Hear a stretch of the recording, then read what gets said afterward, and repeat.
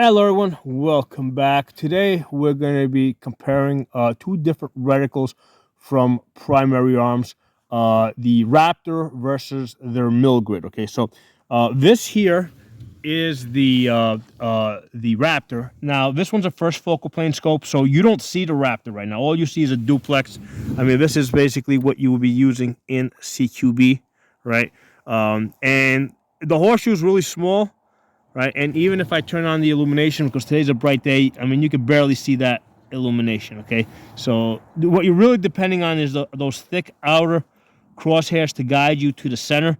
I really wish that they came in a little bit closer, like a little thicker.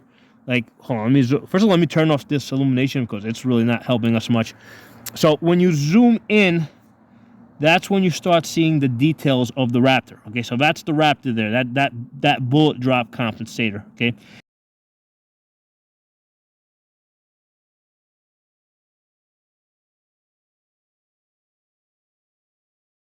So when we're out here in 1X, I kind of wish that the crosshairs were like the same thickness that we have on the outside with a duplex. I wish it came in all the way to that that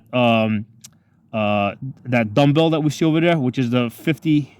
That's the 50 mil line on either side of the horseshoe, because they could have had that same thickness of the duplex reticle and still put the mill lines on it, right? And it just would have been a lot easier to see it when you're in 1X, okay? But that's not what we're focusing on in this video. We're going to be specifically focusing on this Raptor reticle, right, that we got to zoom in all the way up, and we're going to be comparing it to the mill grid, okay? So the mill grid is not caliber specific. What we're seeing here, this Raptor, is caliber specific.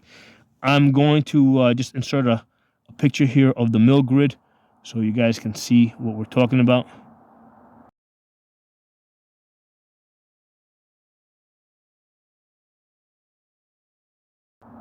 Okay, so that mill grid that you would have just seen, that can, I mean, I can use that with 22 long rifle, okay, because that is not caliber specific. This over here, if you look at the basically that bullet drop, it is specific to 5.56, okay, all right. And in order for it to be like 100% like on the ball, you gotta basically, it's been, because here's the thing, even within 5.56, I mean, are you using a 55 grain, are you using a 65 grain, a 77 grain, and even within those weights, I mean, you can have bullets going at different velocities. So this was specifically calibrated for M855, which is your military green tip, okay? And that, I think, is supposed to zero in at 100 yards, okay? Or you can use M193 or MK262, which is really expensive, and take a 50-yard zero, and then the bullet drop would work. Okay, so the way right there, I got Iron Man. So if we were trying to size this guy up to see at what distance he is at, right? So if we could see this guy from head to foot, right? Because he looks like he's at about 400 yards there, head to foot, but his feet are in the snow. So what I would do is with this guy, I would range estimate this guy from the belt up, because we got a good sense of where his belt is and where his head is, and we could see he's at 400 yards, okay? And then when we line him up on the 400-yard mark over there, we can see that crossbar there fits the width of his shoulders, right? Because if we go, let's say, down to this one, you see it's too small. Now, that's going to be true in all magnifications, right? So as I zoom in and out, right, or if I'm using him, if I'm range estimating him over here, that auto ranging, right? That's what they call that winged system, where you see how far somebody is, right? That's gonna be true in all magnifications, okay? Because this is a first focal plane scope, okay? Now this is not specific to this Raptor reticle, because you can have a second focal plane scope that has this Raptor, all right, or you can have a mill grid that's either in first focal plane or second focal plane, okay? So whether it's a Raptor or whether it's a mill grid, or whether it's, let's say, the Apollo, which is, that's the Apollo is similar to the Raptor, except that that's calibrated 4.65 Creedmoor, I believe. Okay, and I think this Raptor will also work with 308. But again, it's specifically calibrated for the calibers I told you. But what you're gonna find is that all most of the 223s, 5.56, they're close enough that you can make it work. You can even make 308 work with this. Okay, hold on, let me just check my camera here, make sure that I'm still in. The camera hasn't shifted or anything.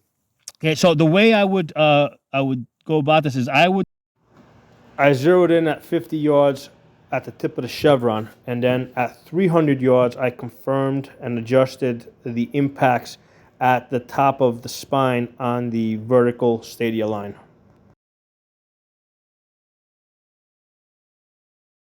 So let's say you see where the top of the head is, which is the top of the spine. Actually, let me put it in the snow so you can see it.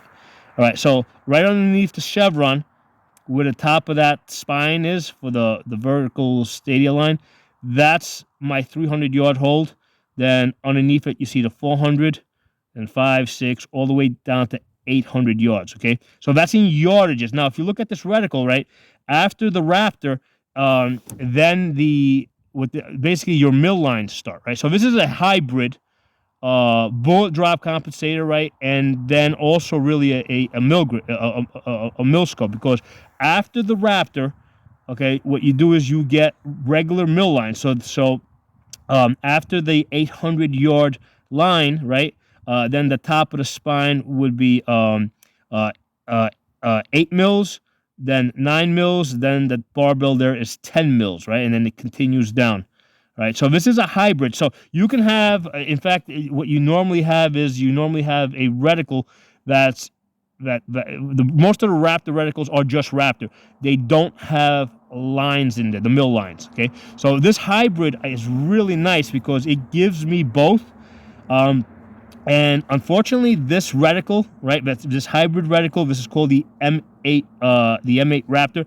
It's only available in their PLX scope, right? So this is a $1,500 scope, and it's too bad that they don't have an SLX version of this. They should, because this is a great reticle.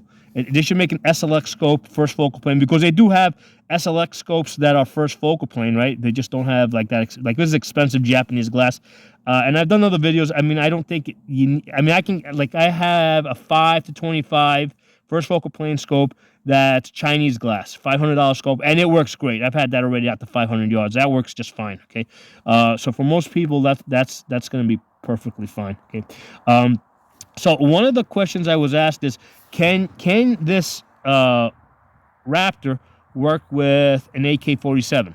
All right, and the answer is yes, it can. It's just that you have to figure out what those numbers mean. Okay, so right now I've got a 22 conversion bolt in here. Hold on, let me put on my ear pro. Give me a second.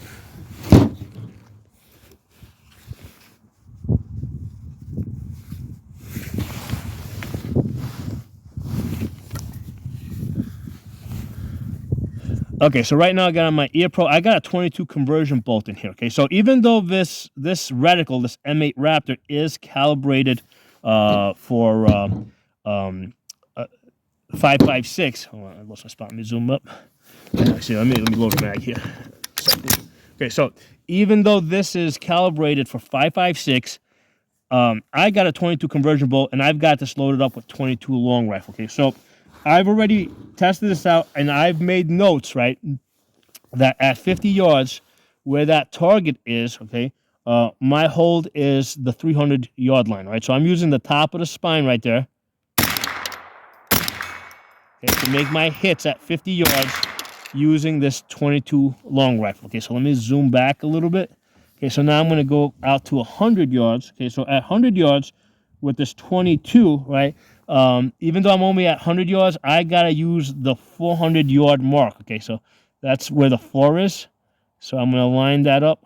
It's a little hard to see against the red target. I haven't painted red on purpose because targets normally don't want to be seen. Okay, so that's why it's a dark target out there. So I'm using the 400-yard line. Okay, you can hear the hit. So with a 22 long rifle, I can make hits at 100 yards using the 400-yard mark. Okay, now mind you, this scope was zeroed in initially at 50 yards, using 5.56. Okay, so when I put in the 22 conversion bolt, to CMMG 22 conversion bolt, I did not change the 0. Okay, so the 22 conversion bolt, the 22, right, is never going to actually come up and meet the tip of that chevron. It doesn't have enough velocity, so that's why at 50 yards I'm using the 300 yard mark. Okay, and then at 100 yards, right, I'm using the 400 yard mark. Okay, and now I'm going to go out to 150 yards. Okay, let's go out to 150 yards. Right, at 150 yards, I'm using the 600 yard mark. That's right there, 600 yards. So here's the thing with these lines. See, right now I'm in a shady area. I gotta shift over to an area where I can see the mark, see where that 6 is. Okay, and then shift over, hit.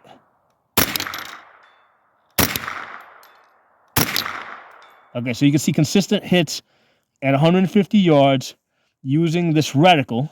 Okay, and this is with 22 long rifles. Just I know that at 150 yards I gotta use the 600 yard line, and at 200 yards I gotta use the 800 yard line. From this position here, I don't have 800 yards to shoot, but basically I'd be going to the. Let me go back in the snow so you guys can see me. So from if I was shooting 200 yards, I'd go all the way down to that 800 to the 8 line in order to, and that would be my hold at 800 yards with the 22 long rifle. Okay, so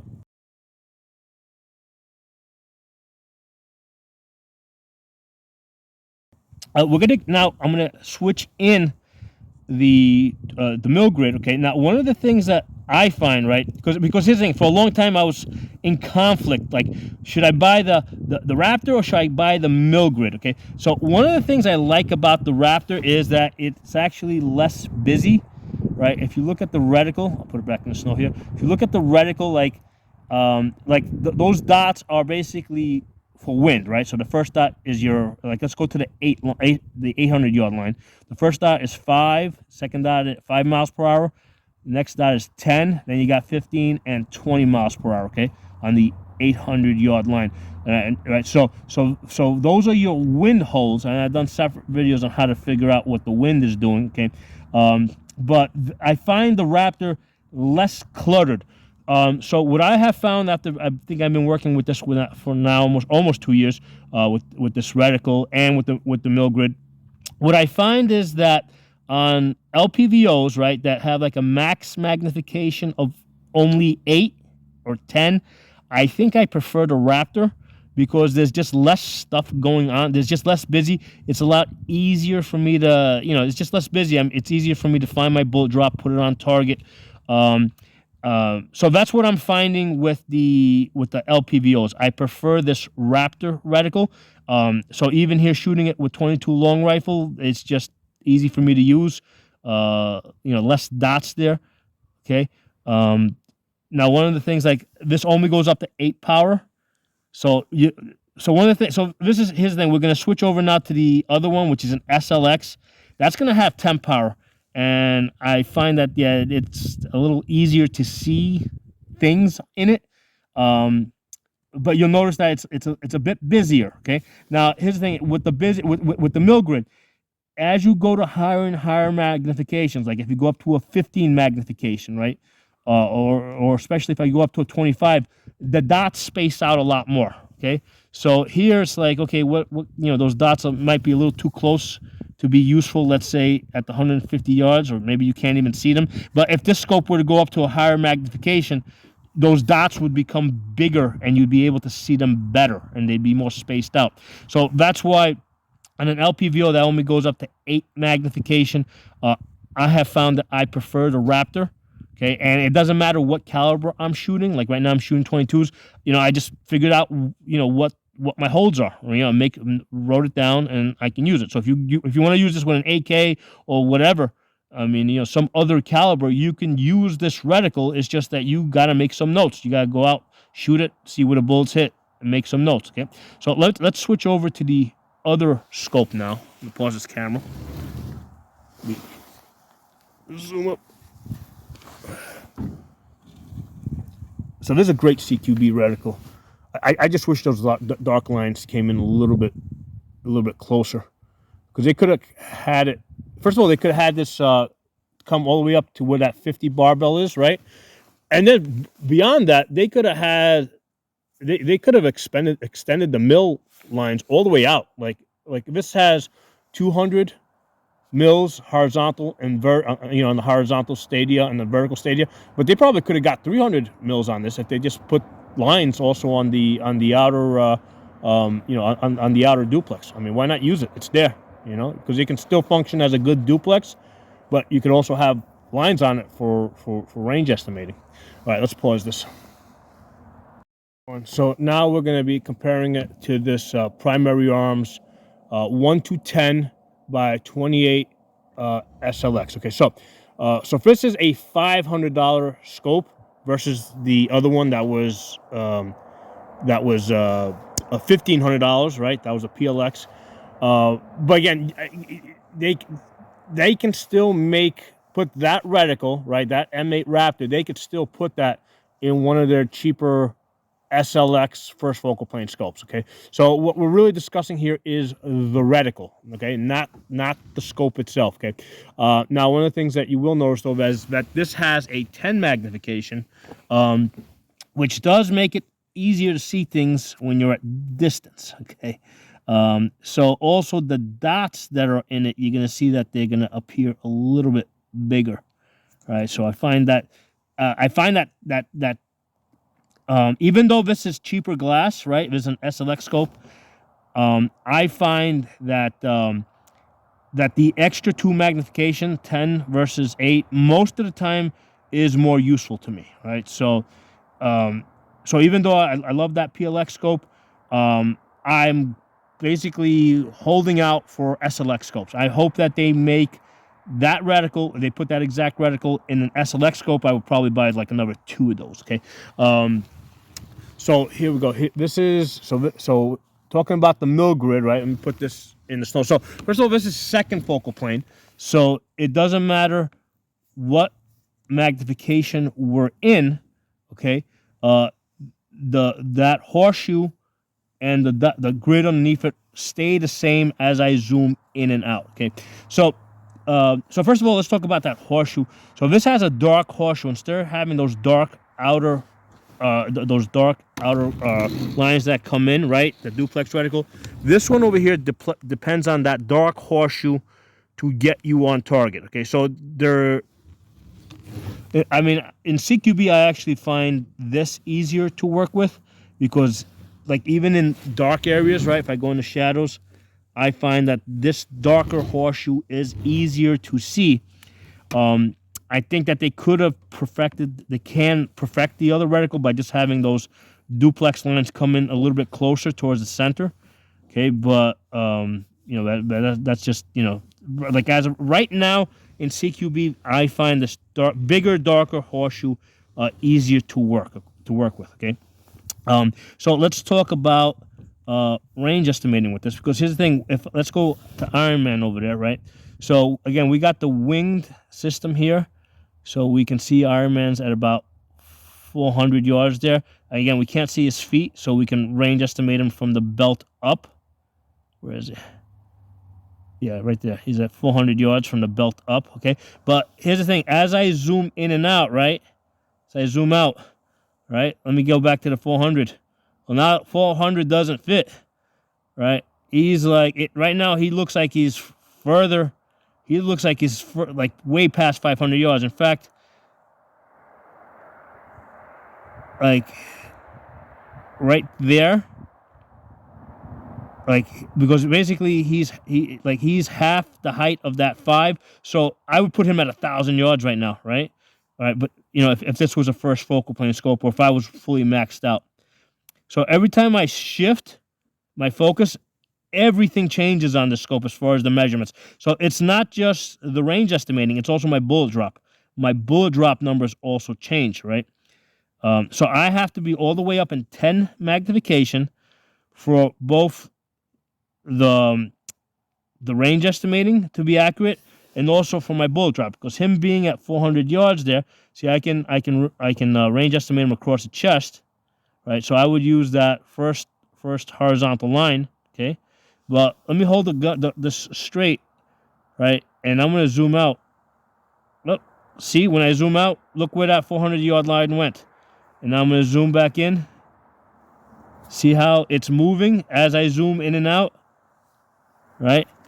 So what I have found in practice is a lot of times as I'm zooming, it's like I gotta zoom out, to get that, to get that wider field of view, right? And then I zoom in. Well, a lot of times, just because I'm in a hurry or something, I don't go all the way up to max magnification. I go to 10, right? I'm sorry, instead of going to 10, I'll go to like 7 or 8. And that means like if I'm trying to hold that at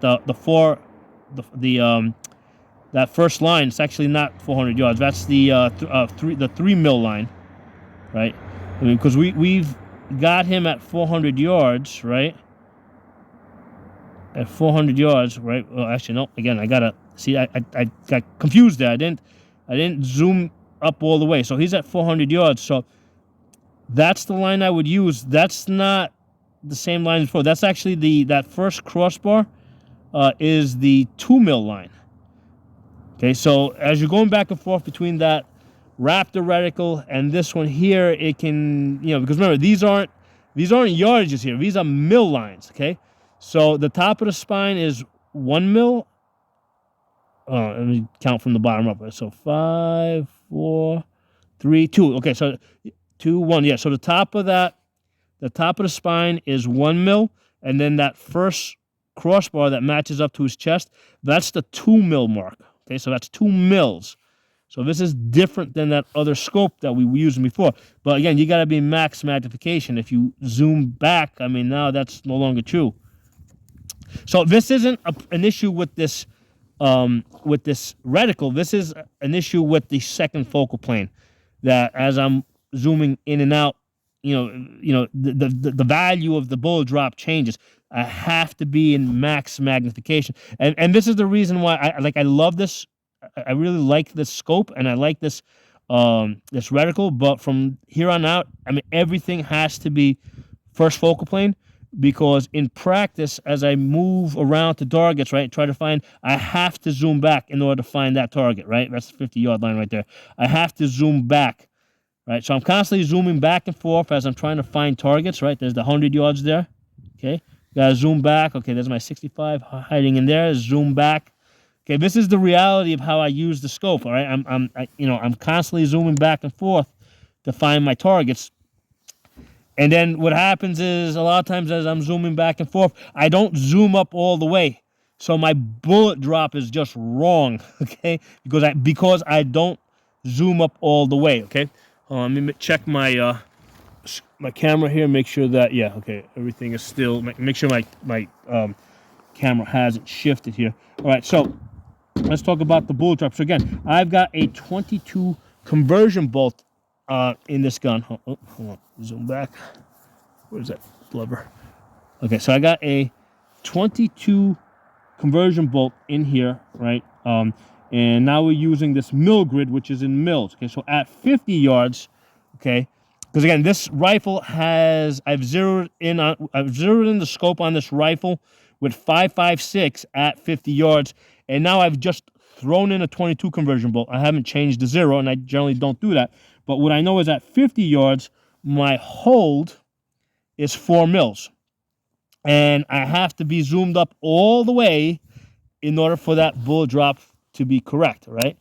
So right there at 50 yards, I'm using that, 4 mils is just above that barbell, okay? So if I was taking a headshot, there's my headshot, okay? So let me go a little deeper so you guys can see it a little bit more clear. So right above the barbell, that's the 4 mil mark. Okay, so this is different than the other scope that we're using before, because it's a second focal plane versus the other one, which was a first focal plane, and that one, the size of the reticle is changing as I zoom in and out. This one is not. All right, so let's go to 100. So at 100, I gotta look at my notes. At 100, my hold is 5 mils when I'm fully zoomed up. Okay, so 5 mils is the barbell. Hit. Okay, all right, you can hit. Okay, all right, so okay, so let's go zoom back so we can go and find the 150 yards. 150 yards on this is a 6 mil hold. All right, so 6 mils is right below that first barbell. Yeah. Wind's picking up. Let's see which way is the wind blowing. I think it's broke. It's wind's blowing left to right. Oh, hold on, I lost them. There you go. Let me hold a little bit more to the left. Yeah. Yeah.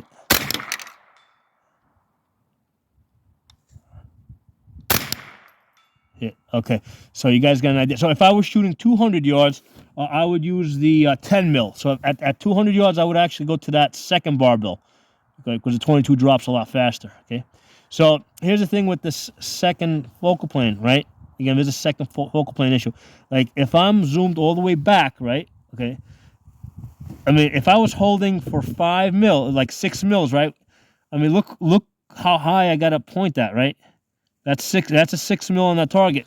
Now, if I zoom up, like I'm sending that shit into the sky. So that's one of those, so you're gonna send that shit, you're gonna send that bullet into the next town. So that's one of the things you gotta be careful of when you shoot, when you're working with a second focal plane scope. If you got your holds and I'm like, okay, at 150 yards, I got a 6 mil hold, right? I gotta make sure I zoom up, because if I hold for 6 there, I'm in 1x, okay? All right, so I'm thinking that, or I might be thinking that I'm aiming at 6 mils, but I'm actually aiming up into the trees, right? So that's one of those things that has come to annoy me with the second focal plane scope, and why I just don't like it anymore. I mean, I like both the Raptor and I like this mill grid. But I don't like second focal plane anymore, because I, in reality, as I'm going from, like if I want to come back and find the other target, I got to zoom back and zoom up, and just a lot of times I just don't zoom up all the way. I'm never so far up where it's like I think I'm in 10 and I'm like in like 1, but a lot of times I think I'm in 10 and I'm like really 9 or 8. That's and my bolts are going about a foot high or something. Okay, so that has happened. I see the impacts like just above the target, and that's because I'm at like 9 magnification instead of 10. Okay. Hey, I want to add that the problem that I have seen with first focal plane scopes is a lot of times they don't give you a reticle that guides you to the center. Okay, so when you're in 1x, the reticle shrinks down, and they don't have posts that drive you to the center, and you're just having a hard time finding your tiny little dot in the center. Okay, so if it's going to be first focal plane scope, they have to have posts that send you to the center so that you're able to aim it. Okay, so this is a problem I've seen with a number of first focal plane scopes. The reticle has to be matched up to the first focal plane. You can see here how those posts drive you to that center horseshoe that you would probably have a hard time finding otherwise. But as far as this mill grid, I really like this on scopes that have high magnification, right? Like that, more than 10. Like at 10, it works. But because here's the thing, if I'm going to be shooting at distance, I think I want more than 10 or more. If I'm going to be mostly staying inside of 500 yards, inside of 600 yards, then I think the Raptor is just less busy, right? Not that this is so busy, because those dots are like everything. There's not a whole lot going on there, but I like the Raptor for inside of 500 yards, and I like this mill grid for 500 yards plus. Okay, now I really wish that they would come up with a 1 to 15. That would like really make my day. Okay, that's what I really want, a 1 to 15. I know Attaboy has a 1 to 12. So if Attaboy's already up to a 12, I don't think we're too far away from seeing a 1 to 15. within the next 3 years. Okay, and that will be like the one scope to rule them all, because now you can work in CQB and you can take that scope all the way out to take that scope out to 1,000 yards. Okay, hold on, make sure this. Yeah, I want to make sure that the camera was still on. Yeah, so you can see how in CQB this horseshoe works really nice. So this is like one of the issues with first focal plane, right? Because with second focal plane, you can have this thick horseshoe and it stays the same size, right? With first focal plane, they need to make the horseshoe tiny, because otherwise, when you zoom up, it's just going to become gigantic. So first focal plane scopes, they're calibrated for when you're really at max magnification, and then when you zoom to 1 power, it's like whatever you have, okay. So that's the thinking behind first focal plane scope. So that's why they really depend on those outer crosshairs, those thick lines to guide you to the center, whereas this one depends on that horseshoe. Okay. Let me pause this. I'm actually going to go and get another scope, just another Milgrid scope, but that one's going to be in with more magnification. All right, well, I'm going to now show you this primary arms 5 to 25 by 56. Now, obviously, this isn't a QB scope. This is a distance shooting scope, and the magnification only goes down to 5 power. Okay, but on this one, you can see in how the crosshairs, the thick bars, come in more towards the center at the at the lowest magnification, and how it's like really easy to get on target. And here, obviously, we're not using the horseshoe that's in the center, because we can't even see the horseshoe in the center, right? We're just using those bars to get on target. So this is a first focal plane SLX scope. Okay, so this is a $500 scope. Okay, and I do have a red dot offset on this, which just helps me get on target faster at distance. And I have that set up to my left eye, so I'll look at the red dot in my left eye. You guys can't see it, and then when I look at it, look in the scope with my right eye, like I'm right on target. Okay, so right there. So when I'm out here, like you can barely see the lines. Right, you gotta go in the line in the snow in order for you guys to see the lines at all. Okay, so again, this is the first focal plane feature. But then when I zoom up here, let me zoom up over here. Right, so zoom back and I zoom up. Now you start seeing the details. Okay, now this has a parallax adjustment, which is sort of critical for a scope of this type. Okay, hold on, let me zoom back because I lost my spot. Okay, so with this, as you zoom back and forth, right, even though this is parallaxed pretty good over there, as I zoom in, the parallax changes, right? So if I want to see Iron Man clearly there, I got to adjust my parallax. There it is, right? And then if I zoom in some more, like, yeah, he's a little out of focus again, so I got to adjust my parallax again, okay? So, yeah, right there, we're a little too close. Let's back up a little bit. So this has that ranging ladder. So the way this works is, so basically you would go, you put his feet at the bottom of the horizontal stadium line, and then his head at the top. Now, we know from before he's at 400, but what I would do with this guy, right, is I would put his belt on the horizontal stadium line, right, and then see he's at 800, and then just divide by 2. So he's at 400, right? So that's what you do with this ladder. Since you can't see the full guy, you're almost never going to see the full man. You just go belt to head, and then you divide by 2. And now I got him at 800. All right, and you can also go across the chest. He's at 4. Now, let's say he's like sideways to us, and all we can see is head. Then we basically try to see, because remember those shoulder lines are proportional to his head, so you can see which one of those lines is proportional to his head. Because if I go like all the way down here to the 800 line, like he's got like a giant, like, balloon head. So you can also see which of those lines are proportional to his head. So of course, because this is first focal plane, we can size this guy up at any magnification, right? So they can't do it. You can get this Milgrid in the first focal plane scope for $500. I think the list price is $700, but then with the Optics Planet holiday discounts, I got this for $500. Okay, so you can get it, and they should make I want to get that M8 Raptor in an SLX for $500. That's what I want. And also they should make the mill grid. Well, they've already got that but they should make that SLX scope that we were looking at before. That was second focal plane. Well, we need that in first focal plane because the second focal plane is just a little annoying at this point. Because we need to zoom in and out in order to find our targets. All right, so here we are. We got that target over there. We know that's at 50 yards. Well, again, I got the 22 conversion bolt in here. So 50 yards, my hold is going to be 4 mils. So here I can be in any magnification, right? Because I can, is it 4? Yeah, 4 mils. So 4 mils is going to be right above the barbell. I got to go in the snow so I can see the lines. Now this does illuminate the whole reticle. Right, let me turn on the illumination so you guys can see it. So this actually illuminates the whole reticle. So with the other one, it didn't illuminate the reticle. This does. So even when I'm in the dark area here, I can see what a 4 mil line is. Okay, so I can put that on target.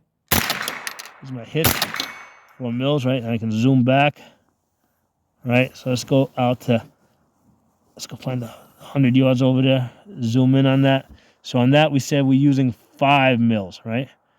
So again, the illumination is helping us here in that dark area. If I turn it off, and I see how it's really hard to see the lines, right? So yeah, eliminating the whole grid is kind of useful when you're in the dark areas. All right, so we need 5 mils, which is going to be that barbell. Actually, we can adjust the parallax on this a little bit. So the parallax adjustment, you find yourself doing a lot of parallax adjusting at closer distances, and then as you get further out, you do less and less. All right, so 5 mils there. Okay, you can hear the hits there. All right, now let's go to the 150. Zoom in. Okay, and zoom out. Now we said at the 150, we're using the 6 mil. Now here's the thing. Now right now I'm up to 25 magnification. Well, you can see how the 6 is about to disappear, right? So we can't even see the 6. So one of the nice things about this scope is because this has the big turrets above, I could actually dial up 6 mils on the turret, and then I would just put the tip of the chevron on the target. Okay, so that's what you end up doing with high magnification scopes that go up to 25. But if I go up to 15 mils right there, I'm sorry, not 15 magnification, right? At 15 magnification, we can see almost all the way down to 10 mils. Right? I can see that barbell. Hold on, I lost my spot. Okay, make sure I'm in the right spot. Yeah. So at 10 right now I'm at 10, and you can definitely see the full grid. Right? I'm putting the dark area, so you can see the full grid there. Okay. And at 15. You can kind of see that. You can see the full grid too. So this is like, if we could get this in an SLX, like ideally 1 to 15, right? You wouldn't need it without a parallax adjustment, just the way the 1 to 8s work. I mean, that would be an awesome scope. I mean, that would be worth $1,500. 1 to 8 first focal plane. 1 to 15 first focal plane with a mill grid. That's like my dream scope, right? For $500, or even $1,500, that would be worth the $1,500, right? But because that'll get you out to 1,000 yards. So that's the next time I'm going to be spending $1,500 on a scope when they give me a 1 to 15 magnification scope. Okay. Until then, my budget is $500 on scopes, and they're all going to be SLX until we get to that 1 to 15 power. Right, so we said that 6 mils is our hold at 150 yards.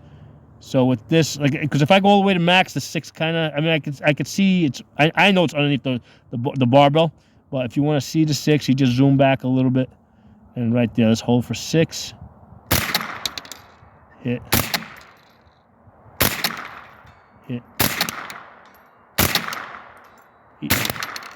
Easy stuff. All right.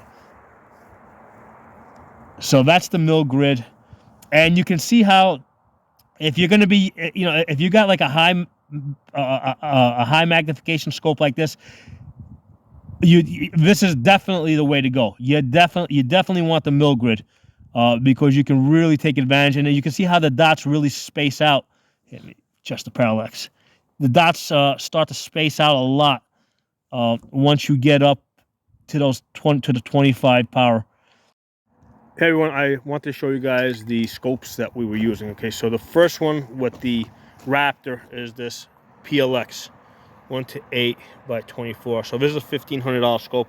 And most of that money is in the compact, okay, because this thing weighs 1.5 pounds with the mount, okay, versus this SLX one, which is about a 1/4 pound heavier, right? You can see it's a bigger scope on there, okay. So the $1,500 is more for the compactness on this one, on the fact that it's lighter weight, okay. And I'm okay with having this size of a scope if they would make this in first focal plane, okay, because from here on out it's all first focal plane for me. But I like the complex reticles, and like I said, I think for 1 to 8 power scopes, I think I prefer the Raptor that was in here, okay. Even though I can make the mill grid boards work and fine, this is just a minor preference that I've recently developed. It took me about 1.5 years to figure this out, right? Just working with these two scopes side by side. But for 1 to 8, I think I like the Raptor reticle, or even a 1 to 10, I like the Raptor reticle.